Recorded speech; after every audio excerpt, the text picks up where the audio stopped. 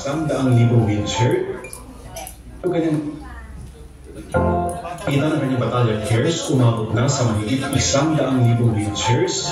Ang kanyang naipamahagi sa iba't ibang lugar sa Pilipinas mula sa Luzon, Visayas at Mindanao. Ang mga wheelchair ipinagkaloob niya ng libre sa mga persons with disability at mga senior citizen.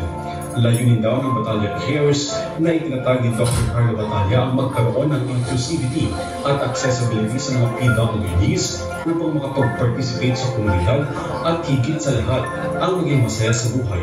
Pero bukod sa naturang foundation, itinatag din ni Carlo Batalya ang Crimes and Corruption Watch International Incorporated upang makatulong sa pagkapanatili ng kapayapaan at prosperidad sa mga lugar sa Pilipinas. Dahil sa mga advokasya nito, hindi lang naman ang balita ang Batalya Cares dahil marami na rin ang parangal at pagkilalang natanggap. Free Wheelchair Missionary Dr. Carlo M. Batalya.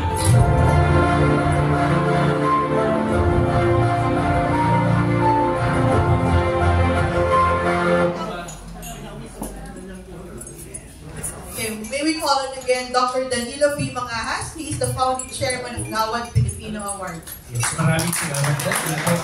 Actually, hindi ko kasi na-attend si Kuya Dato Carlo Batalya nung nakasabay po ng event. But anyway, nais po dali ng Euro TV Hero of the Year. At pipili po ang Euro TV Hero of the Year ng 10 mga Pilipino na tumutulong sa Pilipinas. Actually, isa sa napili po namin si Dato Carlo Batalya. Alam naman natin na mahigit 100,000 wheelchair sa buong Pilipinas at na kanya na-distribute. No? Pero, but anyway, gusto ko nang batiin ang aking kaibigan na Atty. Alvin Tangkon. Matagal ko punta sa amin para sa natin.